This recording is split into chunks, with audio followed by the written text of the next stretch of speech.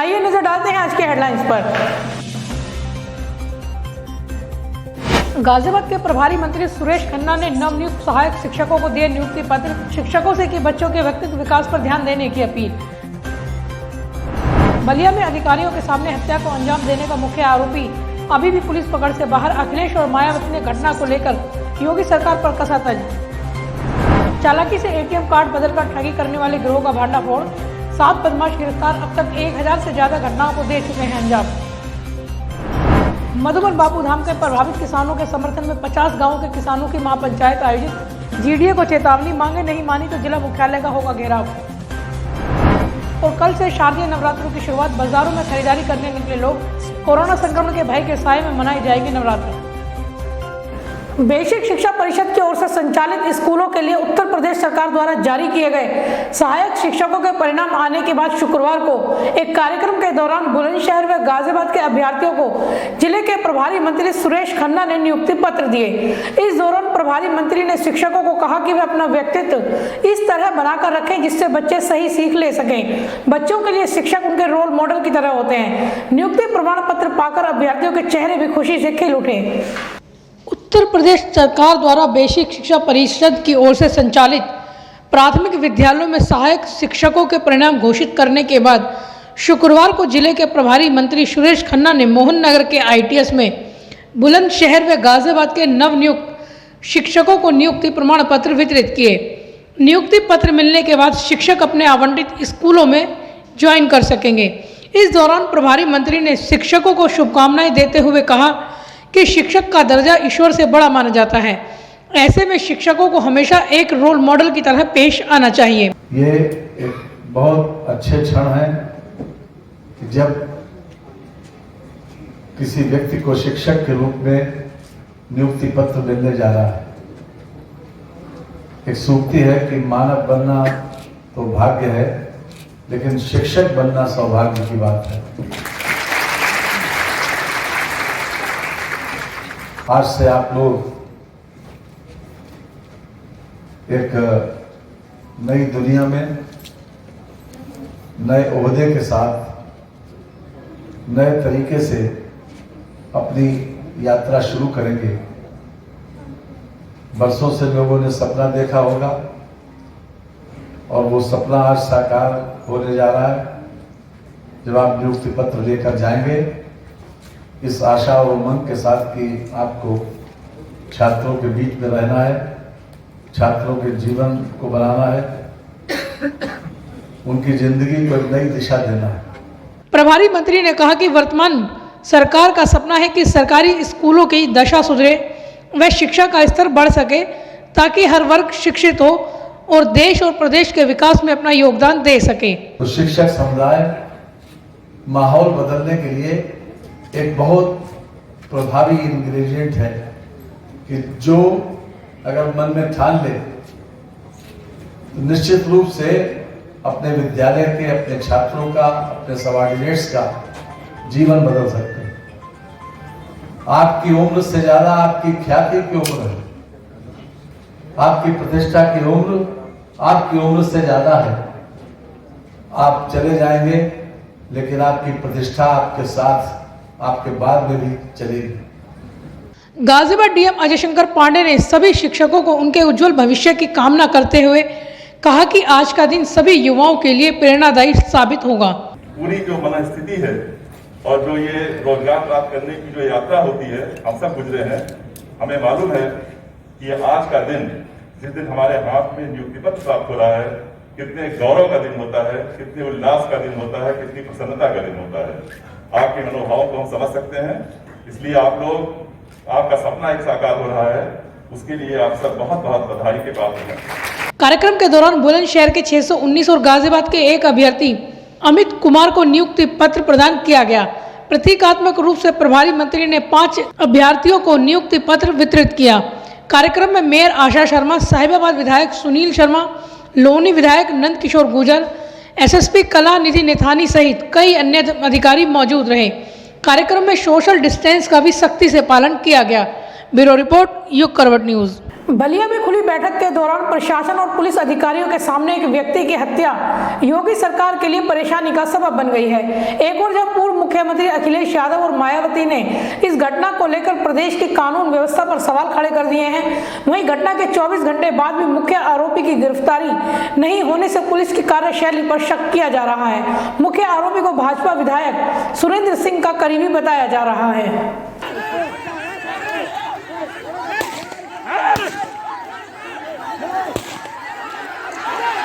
बलिया में खुली बैठक के दौरान प्रशासनिक और पुलिस के अधिकारियों के सामने एक व्यक्ति की ताबड़तोड़ गोली मारकर हत्या के मामले को लेकर प्रदेश की कानून व्यवस्था पर फिर से सवाल उठने लगे हैं। मुख्य आरोपी धीरेन्द्र सिंह अभी भी पुलिस की पकड़ से बाहर चल रहा है।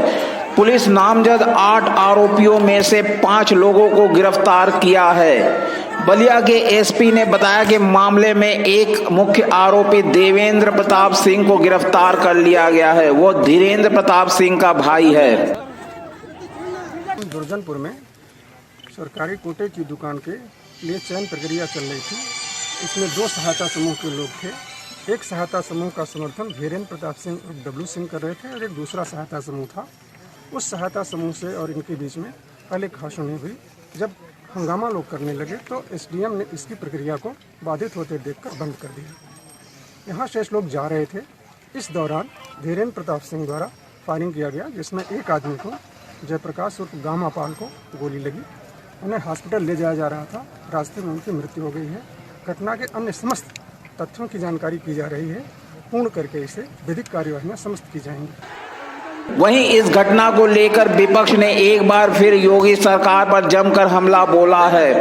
पूर्व मुख्यमंत्री अखिलेश यादव ने इस प्रकरण पर ट्वीट करते हुए लिखा कि बलिया में सत्ताधारी भाजपा के एक नेता के एसडीएम और सीओ के सामने खुलेआम एक व्यक्ति की हत्या कर फरार हो जाने से उत्तर प्रदेश में कानून व्यवस्था का सच सामने आ गया है। अब देखें क्या एनकाउंटर वाली सरकार अपने लोगों की गाड़ी भी पलटाती है या नहीं। पूर्व मुख्यमंत्री मायावती ने ट्वीट कर कहा कि यूपी में बलिया की हुई यह घटना अति चिंताजनक और अभी भी महिलाओं और बच्चियों पर आए दिन हो रहे उत्पीड़न आदि से यह स्पष्ट हो जाता है कि यहाँ कानून व्यवस्था काफी दम तोड़ चुकी है। सरकार इस ओर ध्यान दे तो बेहतर होगा। बीएसपी की यही सलाह है। इस बीच घटना को लेकर योगी सरकार ने बड़ी कार्रवाई की है। घटना के समय मौके पर मौजूद एसडीएम, सीओ, एसओ और सभी पुलिस वाले को सस्पेंड कर दिया गया है। घटना में अधिकारियों की भूमिका साबित होने पर आपराधिक कार्रवाई के भी निर्देश दिए गए हैं। बलिया में ग्राम सभा दुर्जनपुर हनुमानगंज की कोटे की दुकान के आवंटन को लेकर गुरुवार दोपहर पंचायत भवन में खुली बैठक का आयोजन किया गया था। इसमें एसडीएम बैरिया सुरेश पाल, सीओ चंद्रकेश सिंह, बीडीओ गजेंद्र प्रताप सिंह के साथ रेवती थाने की पुलिस फोर्स मौजूद थी। एक पक्ष अधिकारियों पर पक्षपात करने का आरोप लगाते हुए नारेबाजी करने लगा। इसी दौरान दूसरे पक्ष के लोगों से उसकी भिड़ंत हो गई। देखते ही देखते लाठी डंडे और ईंट पत्थर चलने लगे। इस बीच एक पक्ष की ओर से फायरिंग कर दी गई। इस फायरिंग में 46 वर्षीय जयप्रकाश उर्फ गामा पाल को 4 गोलियां लगी। गोली चलाने का आरोपी धीरेन्द्र सिंह भाजपा विधायक सुरेंद्र सिंह का खास है। आरोप है कि पुलिस ने पहले आरोपी को पकड़ लिया था, बाद में छोड़ दिया। ब्यूरो रिपोर्ट, युग करवट न्यूज। मुख्यमंत्री योगी आदित्यनाथ के गृह जनपद गोरखपुर में बुजुर्ग महिला और उसके नाती की हत्या ने पुलिस विभाग में हड़कंप मचा दिया है। बुजुर्ग महिला और उसके नाती का गला रेतकर हत्या कर दी गई है। महिला 1 सप्ताह पहले ही घर पर रहने आई थी। महिला का उसके पति और बेटे के साथ विवाद चल रहा था। इस मामले में अभी तक किसी की गिरफ्तारी नहीं हुई है। गोरखपुर में डबल मर्डर की वारदात से सनसनी फैल गई है। घर के अंदर बुजुर्ग महिला और उसके नाबालिग नाती की लाश मिली है। महिला पति से अलग रहती रही है। 3 दिन पहले ही महिला 7 साल के अंतराल के बाद पति के घर पर बेटी और नाती को लेकर रहने आई थी। बताया जा रहा है कि उसका पति और बेटे से विवाद रहा है। मामला गोरखपुर के शाहपुर थाना क्षेत्र के राम जानकी नगर का है। यहाँ के एक घर के भीतर 60 वर्षीय महिला चंदा सिंह और उसके 14 साल के नाती नैतिक की लाश मिली है। सूचना पाकर फौरन गोरखपुर के एसएसपी जोगिंदर कुमार और अन्य अधिकारी भी मौके पर पहुंच गए। डॉग स्क्वाड और फॉरेंसिक की टीम ने मौके पर पहुंचकर जांच की और नमूने एकत्र किए। गोरखपुर के एसएसपी जोगिंदर कुमार ने बताया कि अभी तक हत्या की वजह का पता नहीं चल सकी है। पुलिस इसे संपत्ति विवाद से जोड़कर देख रही है, क्योंकि पति और पत्नी के बीच करीब 7 साल से अनबन चल रही थी। फिलहाल दोनों एक ही मकान में अलग अलग रहते रहे हैं। दोनों का तेज चाकू से गला रेत कर हत्या की गई है। रेलवे से रिटायर वीरेंद्र सिंह और उसकी पत्नी चंदा सिंह के बीच पिछले 7 साल से अनबन चल रही थी। वीरेंद्र सिंह ने पत्नी को घर से निकाल दिया था। अभी 1 सप्ताह पहले ही दोनों के बीच समझौता हुआ और वीरेंद्र ने पत्नी चंदा को मकान के 3 कमरे में रहने को दिया। यहीं पे वह रह रही थी, तभी यह घटना हुई। ब्यूरो रिपोर्ट, युग करवट न्यूज। नोएडा पुलिस ने एक ऐसे गिरोह का भांडाफोड़ किया है जो लोगों से एटीएम बदलकर उनसे रुपए निकाल लेते थे। गिरोह के सदस्य कम भीड़ भाड़ वाले इलाके में खराब एटीएम के पास खड़े रहते थे। जैसे ही कोई आता था उसकी मदद करने के बहाने एटीएम कार्ड ले लेते थे और बड़ी चालाकी के साथ उसे दूसरे कार्ड से बदल देते थे। गिरोह के सदस्यों ने एनसीआर के अलावा मुंबई और हरियाणा में भी इस तरह की कई घटनाओं को अंजाम दिया है। एटीएम कार्ड बदलकर करीब 1000 से अधिक लोगों से धोखाधड़ी करने वाले एक अंतर्राज्यीय गिरोह को नोएडा पुलिस ने पकड़ा है। सेक्टर 58 पुलिस ने गिरोह के 7 बदमाशों को गिरफ्तार किया है। इनके पास से 4,02,000 रुपए नगद, कई बैंकों के करीब 107 एटीएम कार्ड और एक स्विफ्ट कार बरामद की गई है। आरोपी एटीएम बूथ पर मदद के नाम पर एटीएम कार्ड बदलकर फर्जीवाड़े को अंजाम देते थे। अपर पुलिस आयुक्त लव कुमार ने बताया कि ये आरोपी खराब पड़े एटीएम के पास खड़े होते थे और जब ग्राहक का पैसा नहीं निकलता था तब ये आरोपी मदद के बहाने झांसे में लेकर उनका एटीएम कार्ड बदल देते थे। इसके बाद एटीएम कार्ड से पैसा निकाल लेते थे। इन लोगों ने अब तक 1000 से ज़्यादा लोगों के साथ धोखाधड़ी की है। यह गिरोह दिल्ली, एनसीआर, पश्चिम उत्तर प्रदेश, हरियाणा में सक्रिय था। ये आज सेक्टर 58 थाना क्षेत्र में थाने की टीम द्वारा कुछ लोगों को गिरफ्तार किया गया, जिसमें 7 अभियुक्त जो गिरफ्तार हुए हैं। पूछताछ में और तलाशी में ये संज्ञान में आया कि इनके पास से काफ़ी संख्या में एटीएम कार्ड्स बरामद हुए, जिसकी संख्या लगभग 107 है और इन 107 एटीएम में विभिन्न बैंकों के एटीएम्स हैं। लगभग जितने भी बड़े बैंक हैं सभी के एटीएम्स इनके पास थे। लगभग 4 लाख के आसपास कैश इनके पास से रिकवर हुआ है। एक कार थी इनके पास। जो इनका मोडस ऑपरेंडी है उसमें जो मुख्य चीज़ है, ये लोग एटीएम कार्ड को बदल के पैसे चुराते थे। आरोपियों के पास से सैकड़ों की संख्या में अलग अलग बैंकों के एटीएम कार्ड मिले हैं। ये लोग जेब कतरों से एटीएम कार्ड 1000-1500 रुपए में खरीदते थे। गैंग का मुख्य सरगना अब्बास उर्फ राकेश उर्फ मोहित है। आरोपी ऐसे एटीएम बूथ पर खड़े होते थे जहां कम भीड़ भाड़ या एटीएम खराब होते थे। खराब एटीएम के बाहर लगे आउट ऑफ फंक्शन या एटीएम खराब है कि तख्ती हटा देते थे। इसके बाद जो भी लोग पैसा निकालने आते थे उनमें महिला, बुजुर्ग और कम पढ़े लिखे लोगों को टारगेट करते थे। जो कई बार ऐसे एटीएम मशीन्स होती हैं जो फंक्शनल नहीं हैं, तो वहाँ पर कई बार लिखा रहता है आउट ऑफ फंक्शन। तो ये लोग वो जो आउट ऑफ फंक्शन लिखा हुआ है उस कागज़ को या उसको बोर्ड को, जहाँ पर अगर गार्ड नहीं है तो उसको हटा देते थे और उसी के आसपास इर्द गिर्द रहते थे। और यदि कोई व्यक्ति आया, क्योंकि पता है कि उस कार्ड से पैसे नहीं निकलेंगे, तो इस बात की संभावना ज़्यादा है कि हम मदद के नाम पर किसी को भी हम बेवकूफ़ बना सकते थे। इस तरह के एटीएम्स को टारगेट करते थे। दूसरी चीज़, ऐसे एटीएम्स में पर्टिकुलरली टारगेट करते थे जहाँ पर गार्ड्स नहीं हैं। तीसरी महत्वपूर्ण चीज़, जो बुजुर्ग लोग हैं या कई बार ऐसे लोग हैं जो ग्रामीण परिवेश से हैं और बहुत ऑपरेट करना उसको नहीं जानते हैं, तो ऐसे लोगों को ये टारगेट करते थे कि वो उनके लिए सॉफ्ट टारगेट का काम करते थे। तो इसमें एक और इम्पॉर्टेंट चीज़ ये कि इतने एटीएम कार्ड्स इनके पास कहाँ से आए। जो 107 एटीएम कार्ड्स हैं तो ये जब पूछताछ हुई तो पता लगा इसमें कुछ लड़के ऐसे भी हैं जो पिक पॉकेटिंग का काम करते हैं और 2 लड़के इसमें ऐसे हैं जो इनके गैंग में एक्टिव रूप से इन्वॉल्व ना होके बल्कि इनको वो एटीएम कार्ड्स प्रोवाइड किया करते थे। जब कोई शख्स एटीएम से पैसा निकालने आता था और पैसा नहीं निकलता था तो पैसे निकालने के बहाने ये आरोपी पासवर्ड देख लेते थे, फिर मदद करने का झांसा देकर उनका एटीएम कार्ड बदल लेते थे। ये आरोपी गौतम बुद्ध नगर के अलावा दिल्ली, मुंबई, आगरा, बुलंदशहर, गाजियाबाद, फरीदाबाद में भी इस तरह की घटनाओं को अंजाम दे चुके हैं। ब्यूरो रिपोर्ट, युग करवट न्यूज़। मधुबन बापूधाम आवासीय योजना में एक समान मुआवजे की मांग को लेकर पिछले 2 महीने से आंदोलन कर रहे किसानों ने अब जीडीए से आर पार की लड़ाई का ऐलान कर दिया है। शुक्रवार को प्रभावित 6 गांवों के किसानों के समर्थन में 50 गांवों के किसानों की एक महापंचायत आयोजित की गई। सदरपुर में आयोजित पंचायत में ऐलान किया गया कि अगर दिवाली तक मांगे नहीं मानी गई तो वे कलेक्ट्रेट पर धरना देंगे। क्योंकि हम दिखा गए मधुबन बापूधाम आवासीय योजना के प्रभावित 6 गांवों के किसानों की मांगों के समर्थन में शुक्रवार को सदरपुर गांव में 50 गांवों के किसानों की एक महापंचायत का आयोजन किया गया। महापंचायत में गाजियाबाद के अलग अलग क्षेत्र के गांवों से आए हजारों किसान शामिल हुए। पंचायत में किसानों के निशाने पर जीडीए रहा।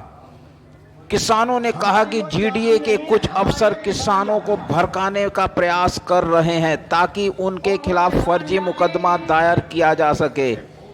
किसानों ने कहा कि जब तक एक समान मुआवजा नहीं मिलता तब तक आंदोलन जारी रहेगा। इस प्रशासन की आंख खोलने के लिए एक बात मेरे को याद आ रही है कि जुल्मी जब जुल्म करेगा सत्ता के गलियारों पे चप्पा चप्पा गूंज उठेगा जय श्री किसान के नारों से। आप ये मत समझिएगा कि किसान एकदम बेकार हो चुका है। किसान के बच्चे अब पढ़ लिख करके अपने हकों को समझने लगे हैं। ये नेता लोग, ये प्रशासन लोग समझ लें कि आप हमारे हक को छीन नहीं सकते।